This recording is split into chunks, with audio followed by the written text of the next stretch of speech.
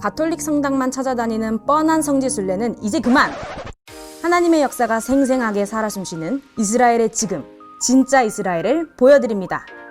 대한민국 대표 이스라엘 전문가 김종철 감독과 함께 떠나는 이스라엘 회복순례. 오는 11월에도 힘차게 출발합니다.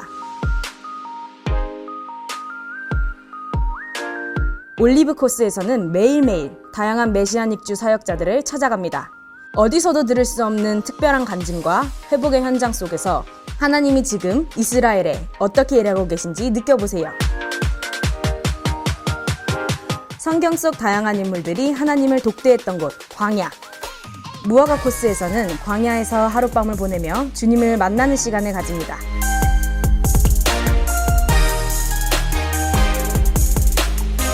이스라엘을 위해 기도하는 만큼 이스라엘을 위해 섬기는 것도 중요합니다. 예수님의 손과 발이 되어 이스라엘을 섬기는 소중한 체험을 무화과 코스에서 만나보세요. 이 모든 특별한 경험을 더 합리적인 가격에 더 높은 퀄리티로 대한항공 직항편과 높은 수준의 호텔, 맛있는 식탁으로 여러분들을 초대합니다. 회복순례 이후 여러분들의 삶은 절대 이전과 같지 않을 것입니다. 당신의 신앙의 터닝포인트가 될 이스라엘 회복순례. 지금 바로 신청하세요. 자세한 사항은 브레드TV 홈페이지를 참고해주세요.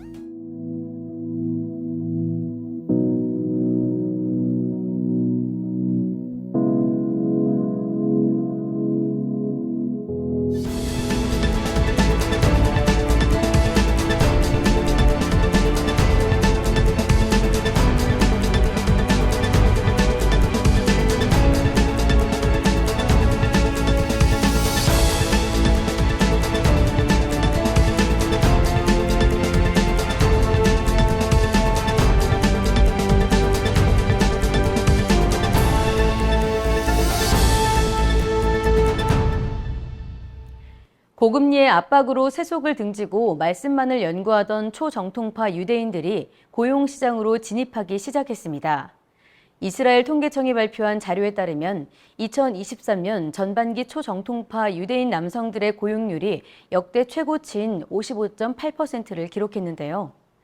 대다수 초정통파 유대인 남성들은 성경 연구와 출판에 일과 시간을 투입하는데 이들은 정부 보조금과 기타 기부금, 부인들이 올린 부수입으로 생계를 유지합니다. 전문가들은 초정통파 유대인 남성들이 고용시장으로 나온 이유 중 고금리로 인한 주택담보대출의 금리 인상이 큰 목을 차지한다고 진단했습니다. 배고픈 데는 장사가 없는 것 같아요. 그동안 정통 유대인들은 기도만 하고 성경만 읽고 전도 같은 것도 잘 안 하고 그렇게 살아왔는데 제가 보기에는 일명자발적 실업. 이 사람들은 그동안 어떻게 생활비를 충당했다는 겁니까, 그러면은? 기본적으로 이제 정부 보조금, 그다음에 기타 기부금, 부인들이 올린 이제 부수입으로 하고 가끔씩 책 써가지고 출판 수익, 이 정도 한 4가지 정도로 구분된다고 합니다. 가끔 이스라엘에 가서 이 주유소 가서 이렇게 기름 넣으려고 그러면은 정통 유대인이 뛰어와가지고 기름 넣어줄 때가 있어요. 그러면 굉장히 부담스럽더라고요. 사실 정통 유대인들의 생활비는 우리처럼 많이 들지는 않을 거예요. 근데 이제 그것마저도 살기가 힘드니까 취업 일선에 나섰다는 소식인데, 얼마나 취업을 했다라는 거죠?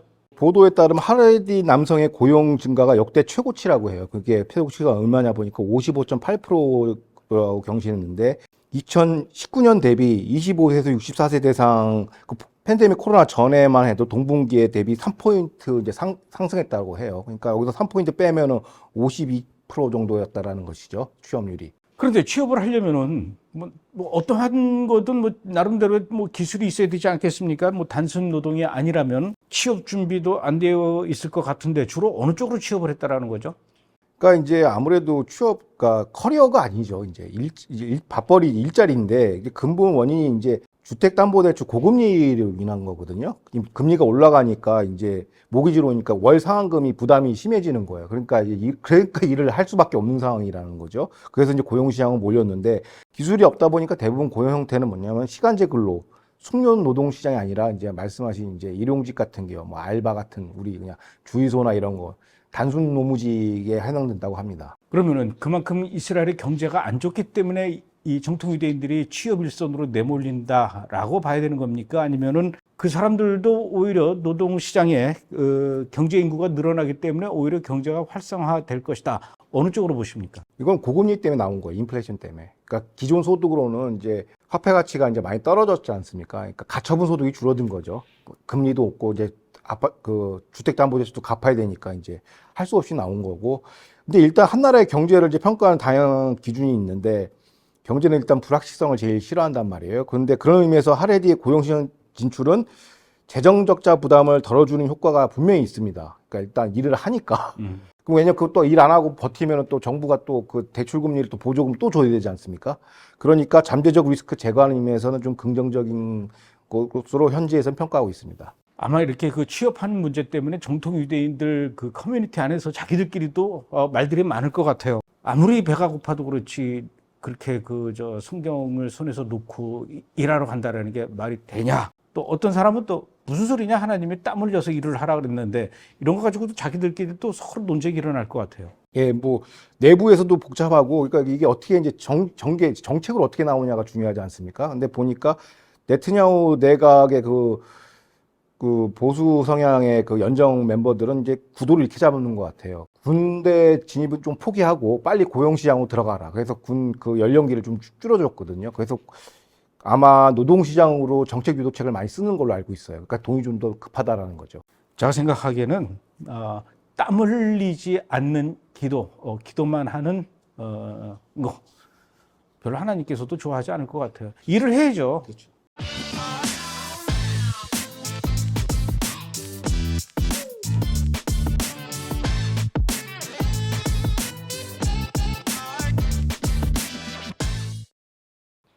중동에서 일어날 다음 대전은 전통적인 싸움의 원인이었던 땅이나 석유 혹은 종교가 아니라 나날이 희소해지고 있는 자원인 물을 둘러싸고 벌어질 가능성이 높아지고 있습니다. 현재 전 세계 10대 물 부족 국가 중 7국가가 중동에 자리 잡고 있는데요. 많은 전문가들은 물 부족 현상이 심화될 것으로 보고 이로 인한 안보 리스크도 급증할 것이라고 전망하고 있습니다. 이런 가운데 이스라엘이 수자원을 통해 중동 내에서 새로운 안보 조정자로 등극할 가능성이 있다고 현지 매체는 분석하고 있습니다. 앞으로는 이 중동에서 물을 둘러싼 전쟁이 일어날 거다 이런 얘기인데 중동에도 뭐 강이 여러 개 있지 않습니까? 이집트 그 아프리카 쪽에는 이제 나일강이 있고 또 이란, 이라크, 시리아, 이 터키 이쪽은 유브라데스 강 그리고 또 티그리스 강 이렇게 강들이 여러 개 있는데 우선 나일강을 두고 벌어지고 있는 그 물 분쟁 어떤 게 있습니까? 그러니까 이제 에티오피아, 이집트, 수단에 걸쳐서 흐르는 나일강이 있는데요. 여기서 중요한 게 이제 상류가 어디냐가 중요해요. 근데 에티오피아 상류가 있고 그다음에 이걸 하류에서 이집트, 수단이 받는데 에티오피아 정부가 전력 부족의 문제로 해서 경제 성장을 해서 2011년부터 1.8km의 이런 초대형 르네사스 강 댐을 만들었어요. 그래서 댐을 만든다는 얘기 뭐냐면 이제 물을 저장한다는 거죠. 그러니까 물을 막으니까 여기서 이제 식수와 90% 이상을 나일강에 의존하고 있는 하류 지역, 그러니까 이제 이집트와 수단이 물 부족 사태를 지금 호소한 겁니다. 그래서 이제 이거는 물 부족이 되면 이제 식량이 직접적으로 영향을 받으니까 이제 국가 존치가 좀 힘들어지죠. 그러다 보니까 나일의 수호자라고 하류 지역에 있는 이제 이집트, 수단이 이름을 해군과 공군이 참여하는 군사작전을 지금 실시하고 있어요. 그 정도로 이제 이게 좀 심각한 내용 국면에 들어갔습니다. 이집트하고 수단이 이제 같은 편이 되고 그 다음에 그 두 나라가 에티오피아를 상대로 이제 전쟁을 상류 벌이겠다. 지역을 향해서. 그러면 그 다음에는 이제 티그리스 강과 유프라데스 강에서는 어떤 나라들이 이 분쟁을 일으키고 있어요? 여기서도 이제 똑같은 구도인데요. 티그리스 유프라테스 강은 이제 상류 지역이 아니면 터키에서 나오거든요. 터키에서 이제 쭉 내려가서 이라크, 시리아로 흘러가는데 터키는 1970년대부터 상류 지역에서 남동부 지역을 개발하기 위해서 22개의 댐과 19개의 수력 발전소를 한 거예요. 그럼 상류 지역에서 물을 다 머금고 있다는 얘기죠. 그러니까 자연스럽게 이라크, 시리아는 물 부족을 호소할 수밖에 없고 국제사회 긴급 개입을 호소하고 있습니다. 그러니까 이제 상류 지역에 있는 그렇죠. 그 국가가 이제 문제군요. 그 서로 잘 협력하면 좋은데 문제는 뭐 요즘 뭐 하도 기상 이변, 이상 기후 변화 이런 것 때문에 옛날 같지가 또 않은 것 같습니다. 이란과 아프가니스탄 국경 지역 여기도 역시 숫자 문제를 갖고 갈등을 빚고 있죠. 예, 그러니까 최근 이제 지난 27일이죠. 5월 27일 날 이제 이란 남부 시스탄바 발루치스탄 이제 그 주 경찰 당국하고 텔레반과 교전을 이뤘어요. 그래서 그 이란 국경수비대 대원 2명이 사망하고 민간인 2명이 다쳤거든요. 그래서 이 지역이 어떤 지역이냐 보였더니 국경을 가로지르는 강물 통제 문제로 아프간과 갈등을 일으켰답니다. 다 여기도 마찬가지죠. 상류는 어디냐? 아프간 힌두쿠시 히말라야 산맥에서 내려오는 물이 헬만강을 통해서 하류인 이란 지역으로 흘러 들어가요. 그러니까 아프간은 가뭄으로 수자원 고가를 상류에서 물을 홀드하고 있는 거고요. 이란은 그 하류 지역, 이제 하문 호수 습지대가 이제 이게 이미 모두 말라버린 상황이에요. 그래서 이제 이런 이제 상류에서 아프간이 막으니까 이런 걸 대비해서 이미 1973년에 수자원 협정을 맺었습니다. 그러니까 연간 8억 5천만 평방미터를 규모의 물을 이란에 제공해달라라고 했는데 이게 지금 현실화되고 있지 않죠. 왜냐면 위에서 막고 있는데 그러면 아프간 애들이 일부러 뭐 연맥이려고 막은 게 아니라 수자원 전체 총량 고갈 때문에 이런 현상이 발생하는 거죠. 그러니까 요것 때문에 자꾸 분쟁이 일어나니까 이제 급기야 텔레반 지도부는 이제 그 영상을 통해서 이제 이란 당국한테 경고를 한 거예요. 텔레반은 미군보다 더 극렬하게 IRGC를 상대할 것이라고 하면서 수뇌부가 결심만 하면 곧 너네 이란도 정벌하게 될 거다, 우리가. 그러니까 왜냐하면 텔레반이 이제 제국의 무덤 아닙니까? 그러니까 이제 딱 겨냥을 한 거예요. 근데 이게 이란한테는 굉장히 그 수자원이 굉장히 중요한 문제가 뭐냐면 그 이란의 히잡 시위대가 대부분 이란 동남부 가문에 지친 시민대예요. 그래서 물론 뭐 여성 탄압도 그런 이슈도 있지만은 일단 물 부족에 가뭄에 시달리다 보니까 이제 이것은 이제 민중봉기로 나오는 거죠. 그래서 물 부족 하나가 이게 그냥 정치 사회 전체를 관통하고 있습니다. 이란 사회를. 그래서 굉장히 이게 이란의 안보 위협에 어떻게 보면 다른 데가 아니라 물 부족으로 인해서 텔레반과 또 한 번의 전쟁을 치를 수 있는 그 분쟁 양상이 지금 보여집니다. 1967년에 이스라엘에서 있었던 그 6.1 전쟁, 사실 이것도 물 때문에 일어난 전쟁입니다. 이스라엘 국민들이 사용하는 물 중에 3분의 1 정도가 이 갈릴리 호수물을 끌어다가 먹고 사는데 그 갈릴리 호수로 들어가는 물의 수원지가 사실은 옛날에 시리아 땅이었던 헐몬산에서 이게 시작이 됐거든요. 그래서 이 시리아가 그 이스라엘 사람들을 이 물 고갈을 시키려고 골란구원에서 흘러나와서 그 이 갈릴리 호수로 들어가는 그 물줄기를 돌리려고 댐 공사를 한다라는 걸 알고 이스라엘이 먼저 선제 공격을 하면서 시작된 게 6.1 전쟁이었거든요. 그만큼 그 이 물과 이 수자원 굉장히 그 앞으로 특히 이제 기후 이변 이런 현상들이 많이 일어나게 될 앞으로 굉장히 더 심각해질 것 같아요. 이스라엘도 이런 부분에 대해서는 굉장히 민감하게 반응할 것 같아요. 그러니까 감독님이 말씀하신 것처럼 이제 불과 몇 년 전만 해도 이제 이스라엘의 핵심 그 수자원이 어디서 오냐면 골란고원에서 계곡으로 떨어지는 물 중에서 이제 북부 갈릴리 호수에 이게 한번 담수화가 되는데 여기가 이제 수위가 낮아졌어요. 불과 몇 년 전에. 근데 이스라엘은 이제 선제적인 투자를 했죠. 그래가지고 지중해 담수화, 그러니까 해수를 담수화로 바꾸는 그 작업을 해서 여기 공급을 했습니다. 갈릴리 호수에다. 지금 그래서 어느 정도 수위 방어를 해서 예년 수준 돌아왔다고 해요. 추가적으로 현재는 어떤 현상까지 발생하냐면 이게 말씀하신 것처럼 이 수자원은 요르단하고 이제 공유하는데 요르단은 뭐 이런 투자 안 하죠. 그러니까 이스라엘 같이 선진국이니까 선제적인 투자를 딱딱 하는데 그래서 추가적으로 현재 2억 평방미터의 담수화된 물을 요르단한테 공급하고 있어요. 그러니까 이게 뭐냐면은 이스라엘은 물을 통해서 요르단을 견제하는 안보 도구로 활용하고 있다는 거죠. 물 부족과를 상대로 해서. 그러니까 과학이 어떻게 보면 승리한 케이스입니다. 이 이스라엘 같은 경우는. 근데 이제 여기서 추가적으로 볼 게 이제 이 수자원의 고갈이 지금 핵심이지 않습니까? 감독님도 언급하셨지만 이게 기후 변화 뭐 이렇게 말씀을 하셨는데 그래서 좀 자세히 들여다봤어요. 그러니까 보니까 담수의 69.6% 거의 70%가 빙하에서 오는 거고 30%가 지하수고 0.4%는 호수 또는 하천수라는 말이에요. 근데 이게 담수가 빙하가 녹아서 생긴 게 70%라는 게 뭐냐면 대부분의 수자원은 고지대 산맥의 그 만년설 빙하가 녹아서 하천으로 이렇게 내려오는 거거든요. 강으로. 그러니까 이스라엘도 역시 골란고원에 그렇죠. 있는 그 헐몬산에서 눈이 녹아서 내려온 거거든요. 그렇죠. 그러니까 앞서 언급한 그 분쟁 지역 국가들, 뭐 터키 같은 경우도 아라트라산 빙하가 녹으면서 이 티그리스 유프라테스 강으로 가는 거고, 그다음에 이란 건도 이제 힌두쿠시가 이제 히말라야 산맥이에요. 그러니까 고지대 빙하가 녹으면서 이제 나가는 건데 할만드 강, 뭐 인도도 마찬가지고 히말라야 산맥에서 겐지스 강, 티베트도 마찬가지. 티베트 고원이잖아요. 거기 빙하가 녹으면서 이제 황하강, 뭐 양쯔강으로 쭉쭉 내려가는 거죠. 이스라엘도 이렇게 되는데 이게 뭘 의미하냐면 저는 이게 이제 엔타임 관점에서는 이제 어떻게 관점에서 이걸 들여다봐야 된다고 생각해요. 그러니까 창조 과학자들에 따르면 노아 시대의 지구 대격변, 그 당시에 이제 빙하가 그때 만들어졌거든요. 그게 유효기간이 지금 다 한 거라고 보는 거죠. 그 시간이. 왜냐하면 한 수천 년 동안 이걸 수자원 우리가 활용을 했지 않습니까? 그게 이제 아까 말씀하신 통계가 얘기하는 게 빙하에서 대부분 우리의 담수와 수자원이 온다라는 거. 저는 이게 비로 내려서 하는데 그거는 얼마 안 된다는 거죠. 그러니까 이게 어떻게 보면은 하나님이 설정한 유효기간이 거의 마감되는 시점이라고 보는 거죠. 근데 세속적인 기후변화자들은 탄소 배출 때문에 이게 녹는다라고 얘기를 해요. 물론 그것도 영향을 미치겠는데 그러면 북극 빙하도 녹는다고 얘기를 해요. 뭐 녹는 부분도 있는데 빙하 총량은 늘어났어요, 오히려. 네트 플러스란 말이에요. 근데 여기만 좀 하니까 탄소랑은 상관이 없고 온난화는 상관없고 어떻게 보면은 하나님의 시간표가 더 중요한 것 같다라고 해서 이것도 우리가 엔타임의 하나의 그 인디케이션으로 봐야 되지 않느냐라고 볼 수 있습니다. 아주 심오한 얘기를 해주셨습니다. 그러나 또 중요한 얘기죠. 저는 이집트도 가보고 에티오피아도 갔다 왔지만 이스라엘하고는 좀 차원이 다른 게 수자원도 수자원이지만 관리를 잘 못하는 것 같아요.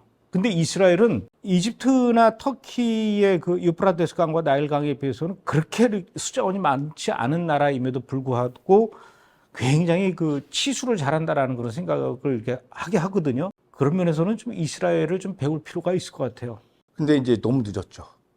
녹기 전에 좀 했었으면 선제적으로 했으면 괜찮은데 이스라엘은 나라가 좀 우리나라 수도권만한 사이즈가 가능한데 예를 들어서 이제 인도같이 큰 나라를 이 지중화 사업을 한다고 하면 물값이 금값이 되죠. 경제성 비용은 못 쫓아갑니다. 그러니까 선제적으로 대응을 했었어야 돼요. 그래서 좀 녹는 걸 좀 저수지를 많이 만들어 놓고 수자원을 관리하는 차원에서 지금 거의 앵꼬난 상태에서 뭘 해봐야 지금 전쟁밖에 안 일어나죠. 그럼 앞으로 이제 계속 분쟁은 끊임없이 그렇죠. 일어날 수밖에 없는 그런 그렇죠. 상황이네요. 예. 기도 많이 해야 되겠습니다. 예.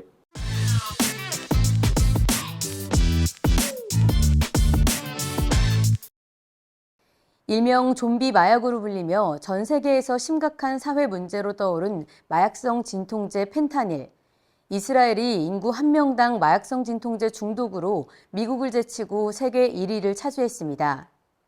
국제마약통제기구에 따르면 2012년과 2015년 사이 이스라엘은 OECD 국가 중 마약성 진통제의 최다 남용 국가로 기록됐고 2020년에는 세계 1위 오피오이드 처방국으로 등극했는데요. 이스라엘의 펜타닐 과다 복용자는 젊은 층으로 말기 암 환자가 아닌 사회 경제적으로 취약계층이 많은 것으로 드러났습니다. 지금 우리나라도 마약 문제로 이 골머리를 많이 앓고 있는데 이스라엘이 인구 1명당 오피오이드 이런 마약 중독 1위라고 합니다. 오피오이드가 어떤 약물이고 또 얼마나 위험한 약물입니까?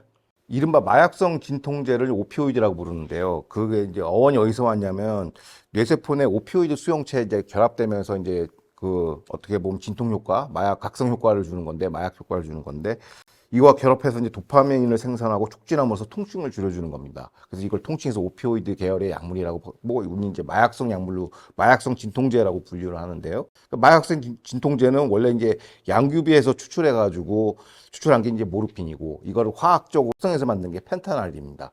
지금 이제 펜타날이 문제의 핵심인데 펜타날이 중독성이 헤로인의 50배입니다. 그래서 이게 한두 번 이제 맞다 보면은 바로 중독으로 가는 이제 돌이킬 수 없는 상황으로 이제 치닫게 되죠. 그런데 이스라엘이 10년 전만 해도 마약 청정국이라고 했거든요. 예. 물론 이제 우리보다는 좀 더 했지만 그렇게 그 마약 청정국이라고 이야기할 만큼 마약 이 중독자가 별로 없었다는 얘기인데 근데 왜 갑자기 이런 일들이 일어나는 겁니까? 그러니까 지난 2014년에 이제 프로폭시펜 계열의 이제 진통제가 이제 시장에서 사라졌어요.